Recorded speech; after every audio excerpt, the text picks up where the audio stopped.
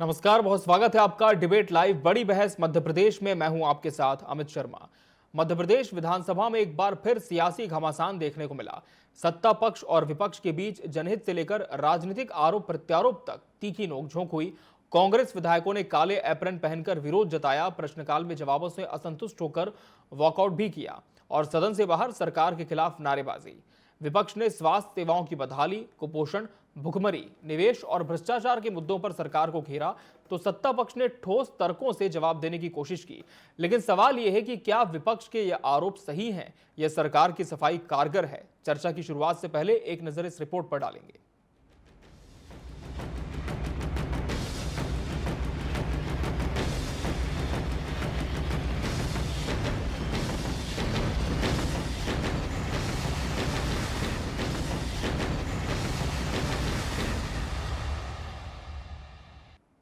मध्य प्रदेश विधानसभा में आज भी गर्मा गर्म बहस और राजनीतिक बयानबाजी देखने को मिली। कांग्रेस विधायकों ने काले एप्रन पहनकर प्रदर्शन किया और अस्पतालों में डॉक्टरों, नर्सों और पैरामेडिकल स्टाफ की कमी को लेकर सरकार से जवाब मांगा।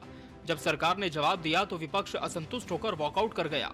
यही नहीं, कांग्रेस ने सोने की प्रतीकात्मक ईंटें लेकर विधानसभा में एंट्री ली और करोड़पति कांस्टेबल मामले की जांच की मांग की। विपक्ष के नेता उमंग सिंघार ने आरोप लगाया कि लोकतंत्र को जंजीरों में जकड़ा जा रहा है और विधायकों को अपनी बात रखने का मौका नहीं दिया जा रहा।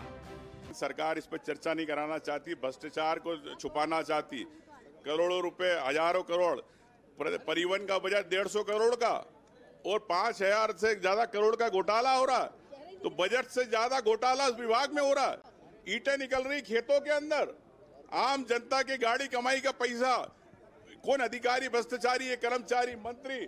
कौन गोविंद राजपूत, कौन संजय श्रीवास्तव, कौन संजय डांडे, कि वीरेश तुमराम, कि पूर्व मंत्री भूपेंद्र सिंह? ये स्पष्ट होना चाहिए, सरकार को स्पष्ट करना चाहिए। वहीं सत्ता पक्ष ने विपक्ष के आरोपों को खारिज करते हुए कहा कि कांग्रेस केवल दिखावटी विरोध कर रही है। लोक स्वास्थ्य मंत्री राजेंद्र शुक्ल ने कहा कि सरकार ने स्वास्थ्य सेवाओं में सुधार के लिए कदम उठाए हैं और अगले 5 महीनों में खाली पद भरे जाएंगे। वहीं परिवहन मंत्री उदय प्रताप सिंह ने विपक्ष के भ्रष्टाचार के आरोपों को खारिज करते हुए कहा कि बसों के अधिग्रहण और भुगतान की प्रक्रिया पारदर्शी रही है और किसी भी तरह की अनियमितता नहीं हुई है। दूसरी ओर भाजपा विधायक उषा ठाकुर ने महू की हिंसा को पूर्व नियोजित बताते हुए कहा कि असामाजिक तत्व प्रदेश में शांति भंग करने की कोशिश में हैं, लेकिन सरकार पूरी तरह से सतर्क है। और जब कांग्रेस पर सोने की ईंटें हैं तभी तो वो लेकर प्रदर्शन कर रहे हैं। और कहीं ना कहीं सरकार तो इस पूरे घोटाले की जांच कर रही है और सख्त कार्रवाई करेगी। सरकार किसी को छोड़ेगी नहीं। ये माननीय मुख्यमंत्री जी से लेकर पूरे सरकार का निर्देश है और नीचे तक इसका पालन हो रहा है। लेकिन कांग्रेस जो सोने की ईंटें लेके आज प्रदर्शन किया है, वो सोने की ईंटों की जांच जरूर कराई जाएगी। सवाल ये है कि क्या विपक्ष के आरोप वाजिब हैं या बीजेपी के पलटवार के मुताबिक ये सिर्फ सदन के अंदर और बाहर राजनीतिक ड्रामा है? क्या सरकार के दावे जनता की तकलीफों का हल निकाल पाएंगे या विपक्ष की आवाज को दबाने की कोशिश है? अब देखने वाली बात ये होगी कि सत्ता पक्ष और विपक्ष की इस जंग का फायदा जनता को मिलता है या सिर्फ राजनीति ही गर्म होती है। Bureau report, TV 24 news.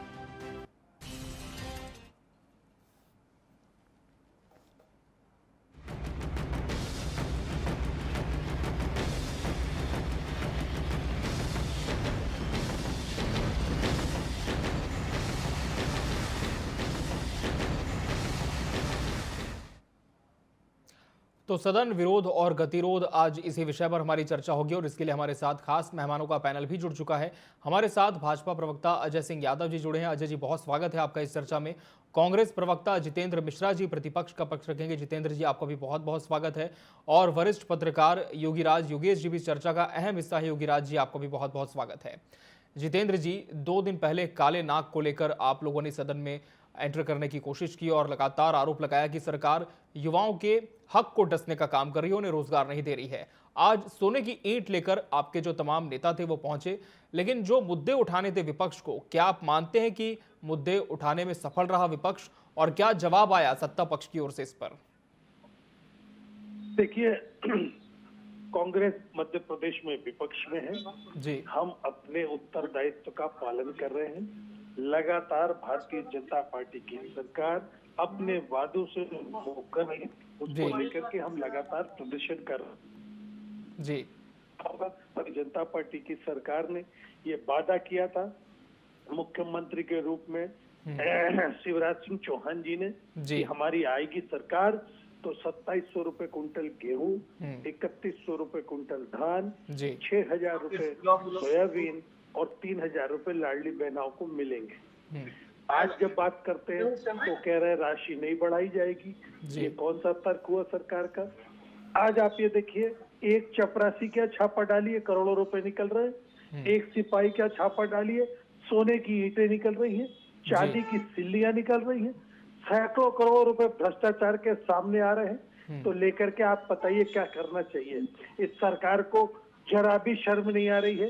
इस सरकार के पास भ्रष्टाचार की जांच कराने के लिए समय नहीं है। यहाँ सरकार से लेकर के मंत्री तक सारे आपने देखा भ्रष्टाचार में लिप्त है। तो फिर जिम्मेदारी बनती है कि जनता के सामने इनके कारनामों को उजागर किया जाए। सदन में बात करो, मार्शल से बाहर करा देते हैं, सड़क पर प्रदर्शन करो, गिरफ्तार करा लेते हैं। इतनी हिटलर शाही किसी सरकार में नहीं देखी हमने, जितनी ये भारतीय जनता पार्टी की सरकार में देखने को मिल रही है। जनता की वोटों से चुनी गई सरकार। आज आपने देखा ओले पारे की मार हुई, उसमें भी मुआवजा नहीं दिया गया, फसल बीमा के नाम पर ठगा गया किसानों को। और एक सबसे बड़ी चीज तो ये कि किसान जो आत्महत्या कर रहा है मध्य प्रदेश में, उसको राहत पहुंचाने की दिशा में सरकार कोई कदम नहीं उठा रही। आपने ये देखा ना, तो उसको महंगाई से राहत देने का काम किया है। 350 रुपए की यूरिया जब कांग्रेस शासन में थी 50 किलो की बोरी मिलती थी, आज 1250 रुपए में 40 किलो यूरिया देने का काम भी सरकार कर रही है। ये सरकार कभी भी इसने ऐसे कदम नहीं उठाए जो आम जनता के हित में हो। इसलिए हमारे ये प्रदर्शन है, और ये प्रदर्शन जब तक जारी रहेंगे जब तक सरकार घुटने के बल नहीं आ जाती और किसानों की, गरीब मजदूर की बात नहीं सुनती। तो सरकार को घुटने के बल लाने की बात विपक्ष कह रहा है, लेकिन अजय सिंह यादव जी, मैं आपका रुख करना चाहूंगा।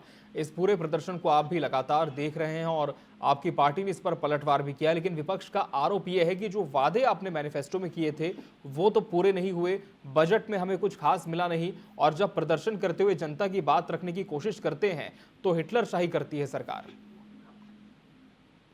देखिए अमित जी, मध्य प्रदेश में कांग्रेस पार्टी एक नकारा और निकम्मे विपक्ष की भूमिका निभा रही है, जो लगातार प्रदेश के विकास से और तरक्की से परेशान है। आपको ये समझना पड़ेगा कि मध्य प्रदेश जिसका बजट आज 4,21,000 करोड़ का है और प्रदेश की जीडीपी 15 लाख करोड़ की, ये अपने आप में बताता है कि मध्य प्रदेश एक स्वर्णिम मध्य प्रदेश और देश का प्रगतिशील राज्य बन गया है। 20 साल पहले केवल 23,000 करोड़ का बजट इस मध्य प्रदेश का होता था। पर कैपिटा इनकम 11,000 रुपए होती थी, जो आज 1,53,000 रुपए है।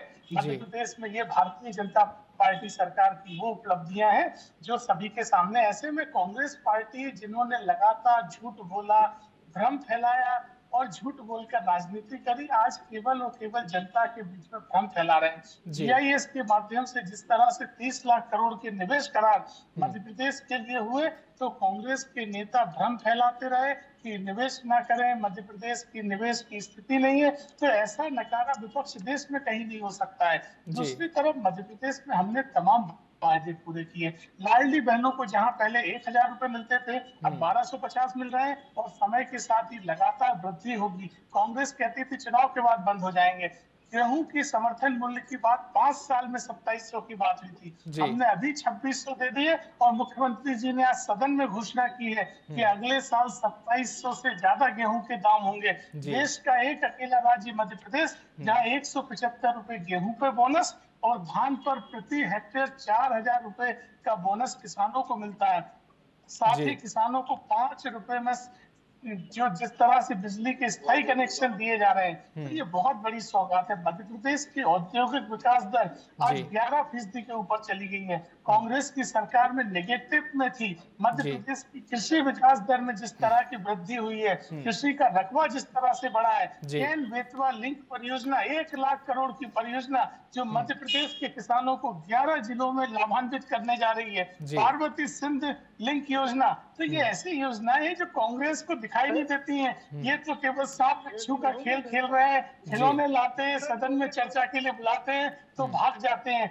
कांग्रेस पार्टी को समझना पड़ेगा कि विपक्ष का मतलब केवल विरोध करना और जी। झूठ फैलाना नहीं होता है। रचनात्मक विपक्ष बनिए। हमने तो विपक्ष के विधायकों को बुलाया था, जी। उनके क्षेत्र में काम के सुझाव मांगे, आधे से ज्यादा विधायक नहीं आए और जो आए वो कुछ नहीं लाए। बजट के लिए हमने सुझाव मांगे, कांग्रेस के किसी नेता ने कोई सुझाव नहीं दिए, जबकि मध्य प्रदेश भर में 2000 से ज्यादा सुझाव आए। तो कांग्रेस पार्टी केवल झूठ और भ्रम फैलाती है। जनता का आशीर्वाद भारतीय जनता पार्टी के साथ है, क्योंकि लगातार हमने डिलीवर किया है। झूठ और भ्रम फैलाने वाला विपक्ष लगातार सत्ता पक्ष कांग्रेस को बता रहा है। लेकिन योगीराज जी, जिस तरह से लगातार हम देख रहे हैं कि कांग्रेस ने सदन की शुरुआत से पहले ही आह्वान कर दिया था कि इस बार काफी हंगामा होगा और वो दिख भी रहा है, लेकिन क्या आपका एनालिसिस कहता है इस छोटे से सत्र में विपक्ष जिस तरह से प्रदर्शन कर रहा है, क्या जनता विपक्ष के साथ है? क्या मुद्दे उठाने में सफल हो पा रहा है विपक्ष?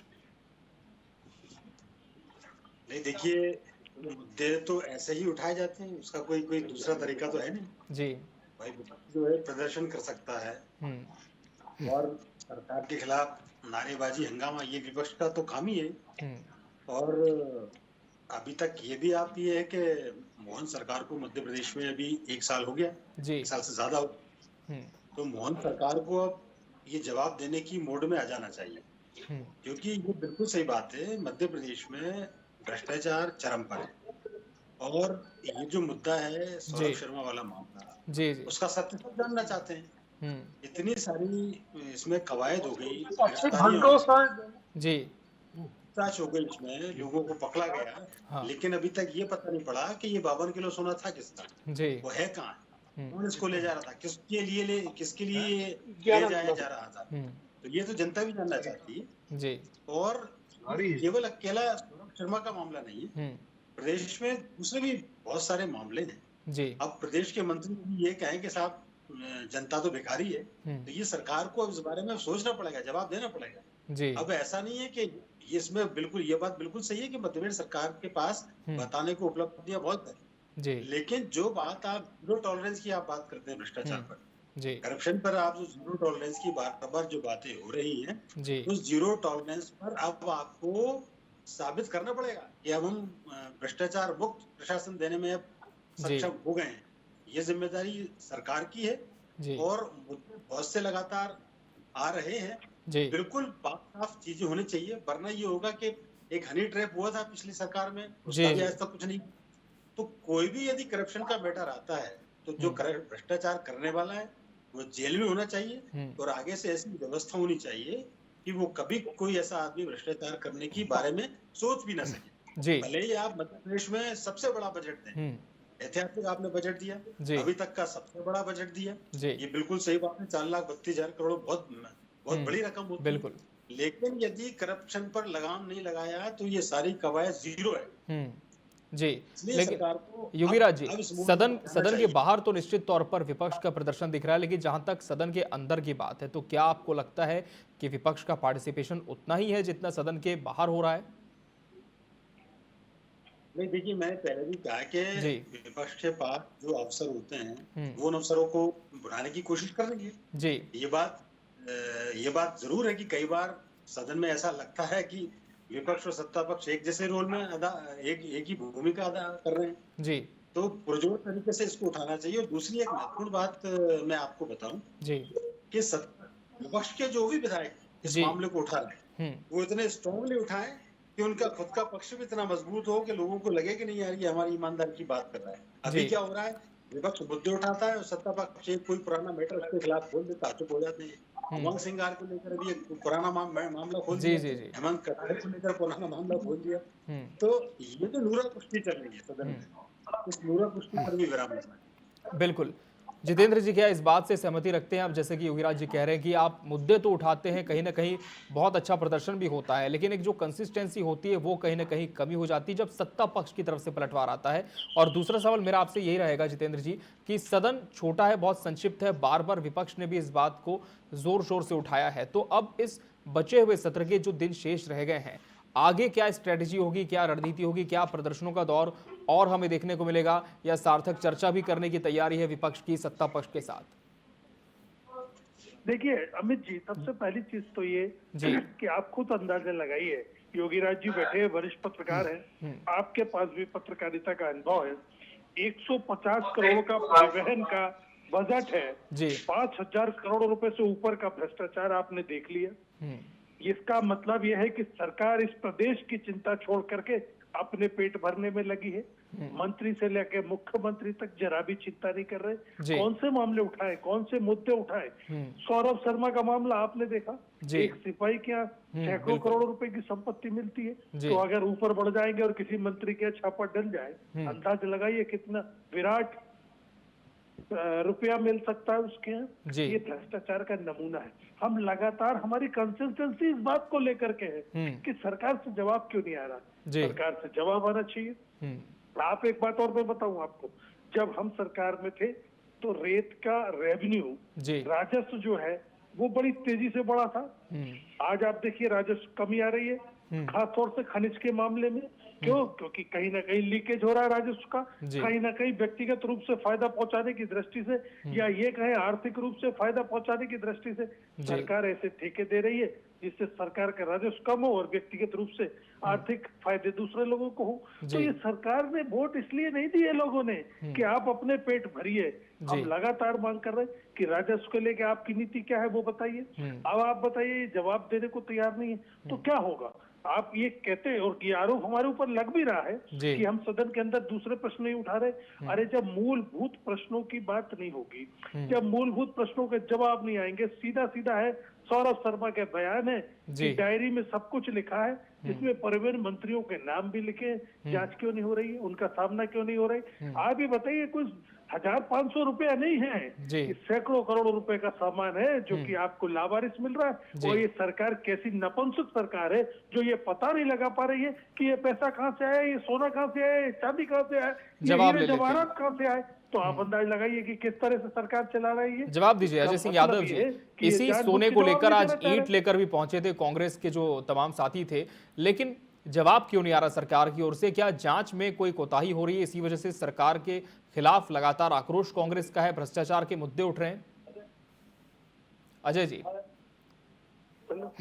जी अमित जी, ऐसा है कि सौरभ शर्मा के मामले में जो भी कार्रवाई हुई है वो भारतीय जनता पार्टी सरकार की जीरो टॉलरेंस नीति जो भ्रष्टाचार के खिलाफ है उसकी वजह से हुई है। कांग्रेस पार्टी की किसी शिकायत या किसी अन्य शिकायत के आधार पर ये कार्रवाई हुई है। ये कार्रवाई करने वाली मध्य प्रदेश की लोकायुक्त पुलिस है, केंद्र की ईडी है और अन्य एजेंसियां भी भारतीय जनता पार्टी सरकार के अधीन है। इसमें कांग्रेस का कार्रवाई में कहीं कोई लेना देना नहीं है। कांग्रेस के नेता केवल झूठी राजनीति कर रहे हैं इस मामले में। और अगर कांग्रेस के पास कोई प्रमाण होते तो एजेंसियों के पास सौंपते। क्या सौरभ शर्मा के मामले में कांग्रेस ने कभी कोई प्रमाण दिया था?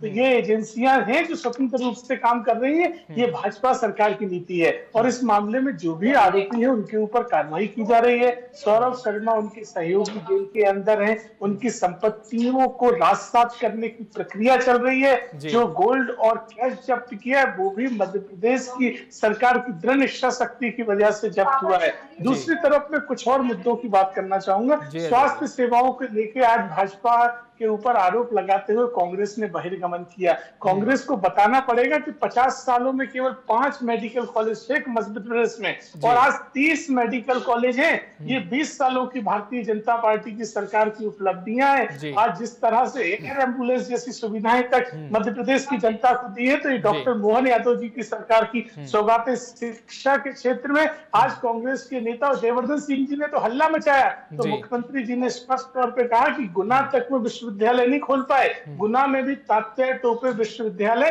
भारतीय जनता पार्टी सरकार ने खोला है। कांग्रेस के नेता केवल झूठ फैलाते रहे, भ्रम फैलाते रहे, राजनीति करते रहे। नाग, बिच्छू, नकाब, कांग्रेस के कुकर्मी ऐसे हैं कि नकाब पहन के तो इन्हें दिल्ली आना चाहिए क्योंकि इनके कर्मी नहीं है ऐसे मुंह दिखाने लायक। लेकिन आज जब प्रदेश तरक्की कर रहा है तो ये भ्रम फैलाते हैं। विधानसभा में हम चर्चा की बात करते हैं तो ये भाग जाते हैं और जब विधानसभा समाप्त हो जाती है तो फिर कहते हैं चर्चा के लिए और ज्यादा समय होना चाहिए। जवाब दीजिए कि आप चर्चा भी चाहते हैं लेकिन फिर वॉकआउट भी कर जाते हैं, तो चर्चा कैसे होगी ऐसे में? नहीं, देखिए हमारा पहले दिन से सवाल है कि सौरभ शर्मा के मामले में सरकार स्पष्ट रखे भारतीय जनता पार्टी के प्रवक्ता वो तो कह रहे कि अरे जांच तो हो रही है। सौरभ शर्मा के मामले में हम ही ने तो कार्रवाई करी है, आपका क्या योगदान है उस कार्रवाई में? बताइए आपकी कौन सी शिकायत थी, आपका कौन सा इनपुट है? जो भी कार्रवाई हुई है सौरभ शर्मा की गिरफ्तारी हुई है वो भारतीय जनता पार्टी सरकार ने की है। ये हमारी सरकार की इच्छा शक्ति थी जिस वजह से एक इतना बड़ा भ्रष्टाचार का मामला गिरफ्त में आया है। इसमें कांग्रेस का कहीं कोई योगदान नहीं है, आप केवल राजनीति कर रहे हैं इस विषय पे। जी की बात सुने। जी जितेंद्र जी, आपकी बात पूरी करें। जी सिर्फ हम सरकार के सवालों के जवाब देंगे या सरकार के सहमति में हाँ मिलाने के लिए थोड़ी जनता ने हमें चुना है। जिन्हें हमें चुना है मजबूरी के साथ बात रखने के लिए, और जब हमारे सवालों के जवाब नहीं मिलेंगे हम सदन के अंदर बैठ के क्या करेंगे? एक नहीं 101 सवाल हमारे हैं जिसको लेकर के अभी मैंने जिक्र किया। रिपीटेशन होगा बार बार। डायरी कहाँ है, भ्रष्टाचार कहाँ हुआ है बताइए आप। हमने प्रमाण दे दिए। डायरी का जिक्र सौरभ शर्मा ने अपने बयान में कर दिया। 52 किलो मेरा अमित जी एक सवाल है, मेरा एक सवाल है सरकार तैयार। मेरा जितेंद्र मिश्रा जी से सवाल है। ये तो क्या सवाल? जी ठीक है अजय जी, आपकी बात करके फिर योगीराज जी का रुख करेंगे। जी अजय जी, ठीक है जितेंद्र जी पलटवार ले लेते हैं, फिर योगीराज जी का रुख करेंगे। अजय जी। जी देखिए जितेंद्र जी, आप कह रहे हैं कि आपकी पार्टी सौरभ शर्मा के मामले में जांच से संबंधित कुछ इनपुट चाहती है, तो जब संबंधित जांच एजेंसी लोकायुक्त है या ईडी है उसके पास आपकी पार्टी ने कभी कोई दस्तावेज दिए हैं क्या? कभी लोकायुक्त को आपने जांच में किसी तरह के नए दस्तावेज या नए प्रमाण सौंपे हैं क्या? तो अगर आपने नहीं सौंपे तो आप केवल विधानसभा में समय बर्बाद कर रहे हैं, राजनीति कर रहे हैं। मुझे बताइएगा लोकायुक्त के पास क्यों नहीं गए आप किसी डायरी की मांग करते हुए और किसी भी आरोपी का नाम लेते हुए? क्योंकि जांच एजेंसी तो लोकायुक्त है, वहां तो कभी कांग्रेस पार्टी नहीं जाती है। कांग्रेस पार्टी मध्य प्रदेश का एक नकारा और निकम्मा विपक्ष है जो संवेदनशील विषयों पर केवल राजनीति करती है। ठीक है, योगीराज जी को कर लेते हैं। योगीराज जी, अब चूंकि होली के बाद बहुत ही कम समय सदन का रहेगा, जब उसके बाद सत्रावसान भी होना है, ऐसे में अब किन मुद्दों पर फोकस होना चाहिए ताकि धरातल पर उसका असर हो और कितना सार्थक इस पूरे सत्र को बनाया जा सकता है? जी योगीराज जी। योगीराज जी, क्या आप मुझे सुन पा रहे हैं? योगीराज जी, क्या आपको मेरी आवाज मिल पा रही है स्टूडियो से? चलिए इनसे हम जुड़ने की कोशिश करेंगे। जितेंद्र जी, लगातार ये बात तो विपक्ष ने पहले भी उठाई कि सत्र बहुत कम समय का है, मुद्दे बहुत ज्यादा हैं, लेकिन अब होली के बाद क्या रणनीति होगी विपक्ष की और कौन से मुद्दों को लेकर सदन में प्रवेश करेंगे आपके साथी? देखिए, सदन में बहुत सारे मुद्दे हैं जिन पर हमें बात करना है। जी सरकार शुरू के प्रश्नों के ही जवाब नहीं दे रही है। सरकार चाह रही है, सरकार ने सदन का सत्र छोटा रखा। उसे मालूम है कि 5 दिन की प्रदेश में होली होती है। जनप्रतिनिधि सुख दुख में शामिल होने के लिए अपने विधानसभा क्षेत्रों में जाते हैं। इस सत्र को बढ़ाया जाना चाहिए, इसको लेकर के हम लगातार मांग करते रहे। सत्र को नहीं बढ़ाया गया, इसका मतलब सरकार सत्र से भागना चाह रही है, सरकार बहस से भागना चाह रही है। और बहुत सारे मुद्दे हैं जो होली के बाद हम पटल पर रखेंगे। बहुत सारे प्रश्न हमारे सूचीबद्ध हो गए हैं, कुछ ध्यानाकर्षण है, वो भी आपके सामने आएंगे। इस सरकार की गलत नीतियों का पर्दाफाश करने के लिए हम सदन में और सड़क पर तैयार रहेंगे। तो विपक्ष कहीं न कहीं अपने सवालों के साथ, अपने मुद्दों के साथ लगातार सरकार पर हमलावर है और आगे भी रहने की बात कही है, लेकिन देखना होगा कि सत्ता पक्ष की ओर से कितने जवाब इस पर आते हैं। बहरहाल समय हमारे पास इतना ही था इस चर्चा के लिए। आप सभी मेहमानों को बहुत बहुत धन्यवाद हमसे इसमें जुड़ने के लिए, और आप सभी को होली की बहुत शुभकामनाएं। इसके साथ हमारे इस खास पेशकश मध्य प्रदेश डिबेट लाइव में आज हमने बात की है सदन विरोध और गतिरोध पर। हमारी चर्चा को यहीं देते हैं विराम। मुझे और मेरी पूरी टीम को दीजिए इजाजत। नमस्कार।